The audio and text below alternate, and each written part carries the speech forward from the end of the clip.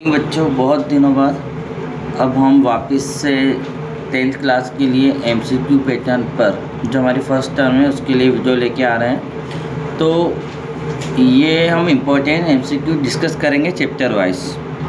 तो जैसा कि फर्स्ट चैप्टर जो रियल नंबर है, ये आपने देखा है कि सिलेबस के अकॉर्डिंग 6 मार्क्स का है, मतलब 6 मार्क्स इसमें से हमारे एमसीक्यू के आएंगे।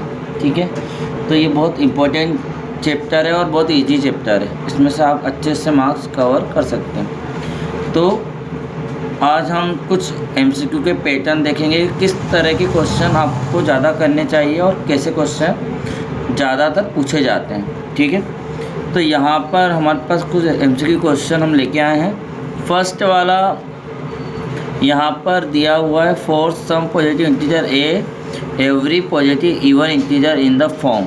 तो इस तरह के यूक्लिड डिवीजन लेमा के क्वेश्चन है, तो ये वाले नहीं आएंगे, है ना। ऐसे क्वेश्चन आपके नहीं आएंगे।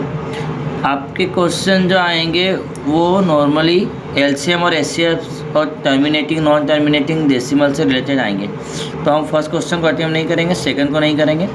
थर्ड वाला क्वेश्चन का जो पैटर्न है ये बहुत इंपॉर्टेंट है, इस तरह का क्वेश्चन आपका आ सकता है। जैसा कि यहाँ पर लिखा हुआ है कि if x equal to 2 power is 3 multiply 3 square multiply 5 square and y equal to 2 square multiply 3 cube multiply 5। ठीक है, तो हमें यहाँ पर एचसीएफ निकालना है x और y। तो यहाँ पर क्या है, जैसे x का प्राइम फैक्टर दे रखे हैं 2 क्यूब 3 स्क्वायर 5 स्क्वायर, तो ये x के प्राइम फैक्टर है और ये y के प्राइम फैक्टर है। आप जानते हो कि एचसीएफ में क्या होता है कि जो प्राइम फैक्टर होते हैं उनमें कॉमन वाले लेते हैं। कॉमन क्या है यहाँ पर, तो अगर आप एक्सपोनेंट के अकॉर्डिंग देखोगे, है ना, तो यहाँ पर 2 की पावर 3 है, मतलब 2 क्यूब है, और यहाँ पे 2 की पावर 2 है। तो मिनिमम पावर क्या है, 2 स्क्वायर 2 पावर 2।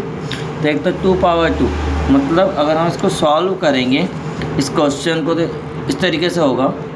जैसे कि यहाँ पर मैंने x के प्राइम फैक्टर ले लिए हैं और y के प्राइम फैक्टर ले लिए। अब एचसीएफ निकालना है तो मिनिमम पावर क्या है, जैसे 2 स्क्वायर है और यहाँ पे 2 क्यूब है, तो मिनिमम वाला 2 स्क्वायर है, तो एचसीएफ में 2 स्क्वायर हो जाएगा। कॉमन जो है वो एचसीएफ में लेते हैं, पता है आप लोगों को, है ना। और 3 भी कॉमन है, तो 3 में भी मिनिमम पावर यहाँ पे पावर 3 है, यहाँ पे पावर 2 है, तो पावर 2 वाला हो जाएगा। इसके बाद यहाँ पर 3 स्क्वायर हो गया, 2 स्क्वायर हो गया, 5 भी कॉमन है, तो यहाँ पे 5 की पावर 2 है, यहाँ पे 1 है, तो हमारा 5 की पावर 1 वाला हो जाएगा। अगर हम इसको सॉल्व करें तो 2 square is 4, 3 square is 9 and 5, तीनों का मल्टीप्लाई हो जाएगा। तो यहाँ पे 4 × 5 कर लें तो 20 हो जाएगा, 20 में 9 तो 180 डिग्री, मतलब कि 180 डिग्री, 180 जो हमारा है वो एचसीएफ आंसर आ जाएगा। तो इस तरह का क्वेश्चन हमें पूछा जा सकता है कि एचसीएफ क्या है, और एलसीएम के लिए भी पूछा जा सकता है। अगर आपको एलसीएम निकालना है तो एलसीएम वाला क्वेश्चन भी आपका आ सकता है इसी पैटर्न पर, कि 2 नंबर दे दिए जाए जिसके प्राइम फैक्टर दे दिए जाएँ और एलसीएम पूछा जाए। तो वहाँ पर आप जानते हैं क्या होगा, वहाँ पर जो कॉमन है उसकी मैक्सिमम पावर आएगी, मीन्स 2 क्यूब आ जाएगा, जो कि 2 दोनों में कॉमन है तो पावर 3 वाला है। फिर 3 भी कॉमन है तो मैक्सिमम पावर आ जाएगी, ग्रेटर पावर वाला लिखेंगे 3 क्यूब, एंड 5 भी कॉमन है तो ग्रेटर पावर आ जाएगा। तो इस तरीके से अगर कॉमन वाला है तो ग्रेटर पावर आता है और उसके बाद रिमेनिंग वाले सारे आते हैं। तो एलसीएम आपको आता होगा, तो ये ग्रेटर पावर वाला क्वेश्चन हो जाएगा। तो 2 क्यूब मतलब 8 हो जाएगा, 3 क्यूब मतलब 27 और 5 क्यूब मीन्स 25।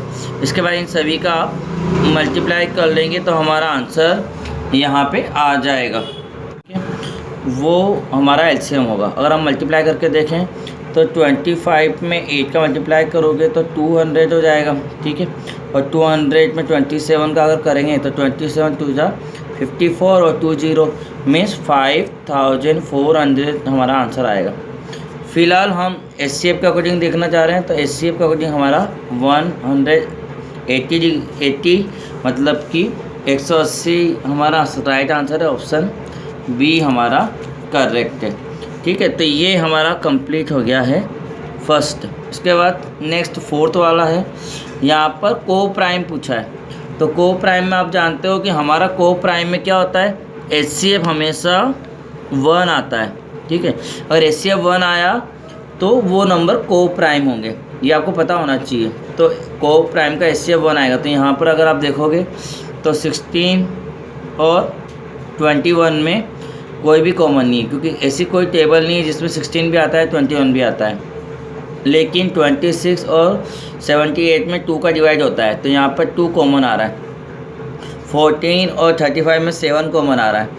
24 और 32 में 8 कॉमन आ रहा है। तो इनमें कॉमन आ रहा है, लेकिन 16 और 21 में कोई कॉमन नहीं आ रहा है। तो ये हमारा ऑप्शन ए करेक्ट होगा, क्योंकि को प्राइम में ऑलवेज HCF क्या होता है 1। तो जो भी दो नंबर होंगे उनका अगर HCF 1 आ रहा है तो वो को प्राइम है। तो ये आप अच्छा क्वेश्चन है स्टैंडर्ड के हिसाब से। ठीक है, तो आपको याद होना चाहिए। पाई को आप जानते हो कि हम क्या कहते हैं, ये रेशनल नहीं है, इरेशनल नंबर है ना। और नॉट रियल तो हो नहीं सकता, क्योंकि रियल में क्या होता है, रेशनल इरेशनल दोनों आते हैं। और प्राइम नंबर ये नहीं है, तो इसका ऑप्शन बी करेक्ट है। Next, HCF of P and Q where P and Q are prime number.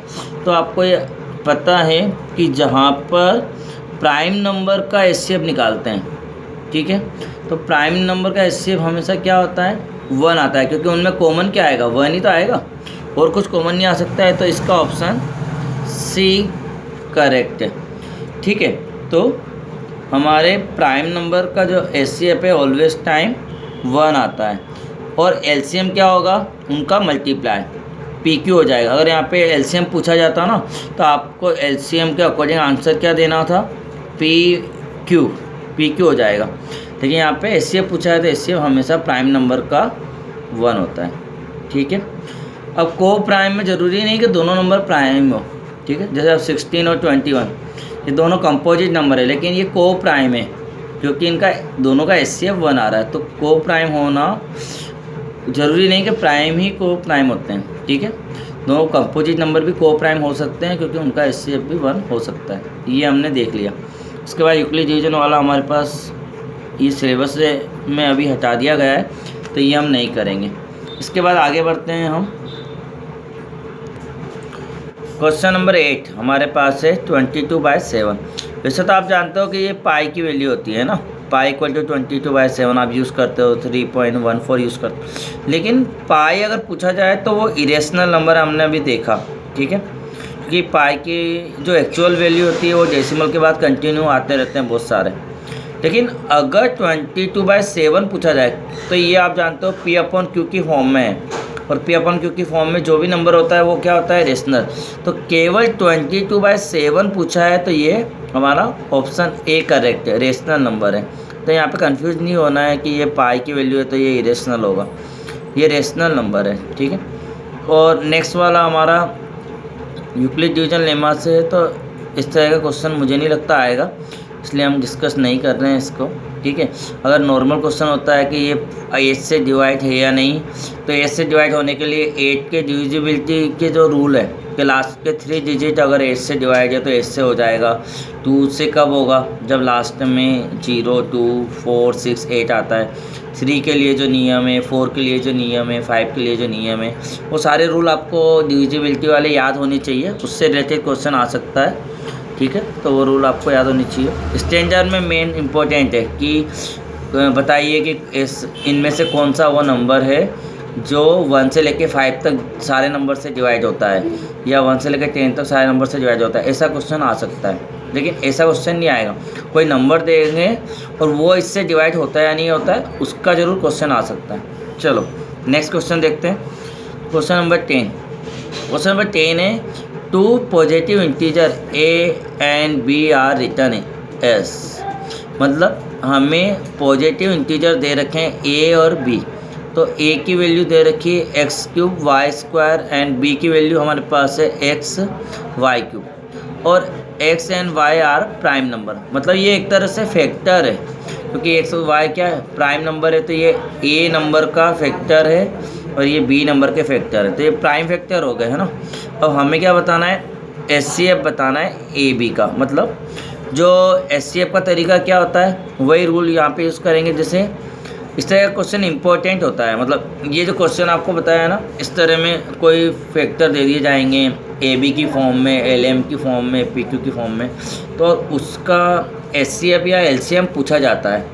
तो HCF में तो क्या कॉमन आता है, जैसे कि यहाँ पर अगर आप देखो तो x की पावर 3 और x है, तो कम वाला HCF होता है, तो एक तो x हो जाएगा, ठीक है, x की पावर जो कम है, एक्सपोनेंट कम है वो, और y स्क्वायर है और y क्यूब है, तो कम वाली पावर क्या होगी, y स्क्वायर।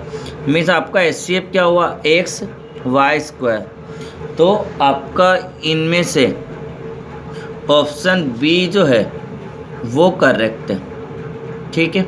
और अगर एलसीएम निकालना होता तो क्या होता है, मैक्सिमम पावर आती, तो एलसीएम में क्या आता है, एक्स क्यूब और वाई क्यूब आता, मतलब कि आपका ऑप्शन सी होता है। लेकिन अभी HCF है तो HCF में बी वाला सही होगा, ठीक है बच्चों। तो इस तरह के क्वेश्चन भी इंपॉर्टेंट होते हैं, वो भी आप देख लें। नेक्स्ट क्वेश्चन यहाँ पर है, the least number that is divisible by all the number from 1 to 10। अब देखिए ये क्वेश्चन आ गया जो हम बता रहे थे कि 1 से 10 तक के सारे नंबरों से डिवाइड होने वाला सबसे लिस्ट स्मॉल नंबर कौन है, ठीक है। तो हम जानते हैं कि 10 में 3 का नहीं जाएगा, ठीक है, 100 में भी 3 का नहीं जाएगा, ओके, 504 में 2 का जाएगा, 3 का जाएगा, 4 का जाएगा, है ना, लेकिन 5 का नहीं जाएगा। तो हमारा जो सबसे लिस्ट नंबर, सबसे छोटा नंबर जो होता है वो आप याद रख लीजिएगा, वो होता है हमारा 2520। तो ये डी ऑप्शन इज करेक्ट है, ठीक है। तो ये हमारा इम्पोर्टेंट क्वेश्चन था 11, वो भी हो चुका है। इस तरह के क्वेश्चन और भी आ सकते हैं। नेक्स्ट क्वेश्चन देखते हैं। क्वेश्चन 12 हमारे पास है यहाँ पर 1.43 बार, मतलब ये बार वाला क्वेश्चन है। तो बार वाला डेसिमल क्या होता है, नॉन टर्मिनेटिंग बट रिपीटिंग वाला। तो जो नॉन टर्मिनेटिंग बट रिपीटिंग जो होता है, बार वाला जो होता है, उसको हम क्या कहते हैं, उसको हम रेशनल नंबर कहते हैं। तो ये हमारा ऑप्शन सी करेक्ट है, ठीक है। तो ये हमारा रेशनल नंबर है। इसके बाद नेक्स्ट जो है हमारे पास नेक्स्ट क्वेश्चन जो है 13, वो है 2.1201200012। तो आप यहाँ पर अगर देखोगे ध्यान से, तो ये 1 2 पॉइंट के बाद 1 2 है, फिर एक 0 है, सिंगल 0 है, फिर 1 2 है, फिर 2 0 है, फिर 1 2 है और कंटिन्यू चल रहा है। तो यहाँ पे 0 जो है 1 आ रहा है, फिर 2 आ रहा है, फिर 3 टाइम आएगा। तो रिपीट कंटिन्यूस नहीं है, कंटिन्यू में रिपीट नहीं है ना, और ये कंप्लीट भी नहीं हो रहा है, बार भी नहीं हम लगा सकते हैं इसको, ठीक है।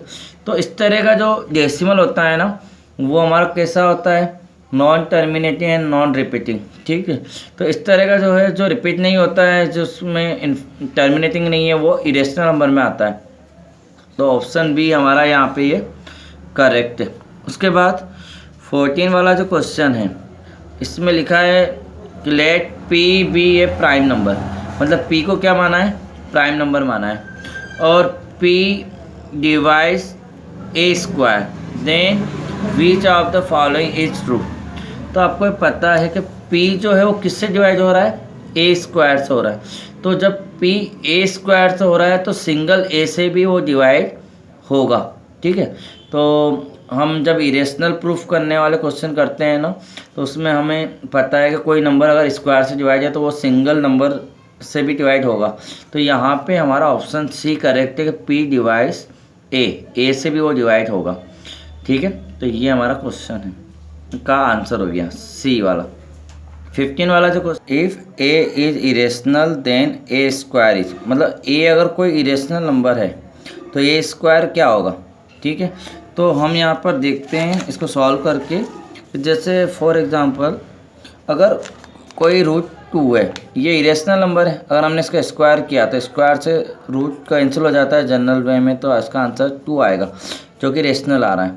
अगर इस तरह का कोई नंबर है 3√2 होल स्क्वायर अगर हमने किया तो 3 का स्क्वायर होगा 3 × 3, और √2 का स्क्वायर और √2, तो 3 का 3 में 9 और √2 में √2 2, तो इसका 18 आता है, ये भी रेशनल आ रहा है। लेकिन अगर कोई नंबर प्लस और माइनस में हो तो ये भी क्या होगा, इरेशनल नंबर है। तो इस तरह के इरेशनल नंबर का अगर स्क्वायर सॉल्व करोगे तो वहाँ पे आइडेंटिटी लगेगी हमारी a प्लस बी का होल स्क्वायर। तो a square plus 2ab plus b square वाली आइडेंटिटी लगेगी। तो वहाँ पे अगर आप इसको सॉल्व करोगे तो a का स्क्वायर मीन्स 3 का स्क्वायर 9 प्लस 2ab, तो 2 मल्टीप्लाई 3 6 और √2, तो 6√2 प्लस √2 का स्क्वायर 2 आएगा, तो 2 और 9 11 हो जाएगा, और ये वाला ऐसे ही रहेगा। तो ये क्या है, इरेशनल नंबर है, सॉल्यूशन इरेशनल है। तो कभी रेशनल आता है कभी इरेशनल आता है। तो इरेशनल नंबर के स्क्वायर को सॉल्व करने पर रेशनल भी आता है और इरेशनल भी आता है। तो ऑप्शन डी जो हमारे पास है यहाँ पर, some time rational some time irrational, option D हमारा सही होगा। ठीक है बच्चों, तो ये थोड़ा सा आपको ध्यान में रखना है, नहीं तो आप कभी इरेशनल नंबर का दिमाग में आके इरेशनल कर सकते हो और रेशनल के लिए रेशनल कर सकते हो, लेकिन ये कभी रेशनल होता है कभी इरेशनल होता है। नेक्स्ट क्वेश्चन हमारा है 16। तो 16 नंबर का जो क्वेश्चन है इसमें लिखा हुआ है the decimal expansion of the rational number 33/2 square multiply 5 is terminated after. मतलब अगर इसको टर्मिनेट करेंगे, क्योंकि टर्मिनेट क्या होता है, जब लास्ट में डिनोमिनेटर 2 और 5 में आता है तो टर्मिनेट होता है। ठीक है, ये तो हमें पता है, लेकिन कौन सी प्लेस तक टर्मिनेट है ये हमें बताना है। तो इस तरह क्वेश्चन भी इंपॉर्टेंट रहता है, कौन सी प्लेस तक है। तो आपको ये पता होना चाहिए कि अगर फैक्टर दे रखा है तो फैक्टर से तो पता चल जाएगा, और फैक्टर नहीं है तो आप क्या करोगे, पहले फैक्टर फाइंड करोगे, डिनोमिनेटर के फैक्टर फाइंड करोगे, और अगर 2 और 5 की जो मैक्सिमम पावर है वही आपका आंसर है। जैसे यहाँ पे 2 स्क्वायर है और 5 की पावर 1 है, तो 2 स्क्वायर पावर 2 आ रही है, मतलब कि 2 प्लेस तक डेसिमल हो जाएगा। ये डायरेक्ट आप आंसर लगा सकते हो। और मान लो यहाँ पे 5 की पावर 3 होता तो 3 प्लेस तक का आंसर हो जाता। तो जो मैक्सिमम पावर होगी ना उसके हिसाब से वो आंसर आ जाएगा। तो ऑप्शन बी हमारा यहाँ पर करेक्ट है। उसके बाद नेक्स्ट है 17 क्वेश्चन। 17 वाले में लिखा है LCM of smallest prime number. तो स्मॉलेस्ट प्राइम नंबर क्या होता है आपको ये पता होना चाहिए। तो ये जनरल नॉलेज, मतलब आपको पता होना चाहिए, बेसिक पता होना चाहिए। तो स्मॉलेस्ट प्राइम नंबर होता है 2, और स्मॉलेस्ट कंपोजिट नंबर क्या होता है, वो होता है 4। तो 2 और 4 का जो एलसीएम है वो आपको निकालना है। तो 2 और 4 का एलसीएम आपका क्या आएगा, 4 आएगा। ठीक है, तो ऑप्शन सी इज करेक्ट है। तो बच्चों ये इस तरह का क्वेश्चन बहुत सारी बार हमने सैम्पल पेपर में देखा हुआ है, तो इस तरह का क्वेश्चन आ सकता है। ठीक है, तो ये हमारा ऑप्शन सी करेक्ट है यहाँ पर। नेक्स्ट है क्वेश्चन नंबर 18। क्वेश्चन नंबर 18 हमारे पास प्राइम फैक्टर पूछा है, प्राइम फैक्टराइजेशन। ये बेसिक के हिसाब से है कि बच्चों को प्राइम फैक्टराइजेशन आता है या नहीं आता है। ठीक है, तो प्राइम फैक्टराइजेशन किसी भी नंबर का पूछा जा सकता है, तो वो आपको पता होगा किस तरीके से निकालते हैं। तो यहाँ पर ये प्राइम नंबर नहीं है, 12 प्राइम नंबर नहीं है, यहाँ पर 6 और 10 प्राइम नंबर नहीं है, 20 प्राइम नंबर नहीं है। तो प्राइम फैक्टराइजेशन में सारे नंबर प्राइम होते हैं। तो जैसे 2, 3, 5 ये प्राइम नंबर है। तो हमारा ऑप्शन डी जो होगा वो करेक्ट होगा। तो अधिकतर हम क्वेश्चन डायरेक्ट भी, अगर हमें पूरा नॉलेज है चैप्टर 1 का, तो आप लगा सकते हो। ठीक है, कुछ क्वेश्चनों को सॉल्व करना पड़ेगा। ठीक, बाकी तो आप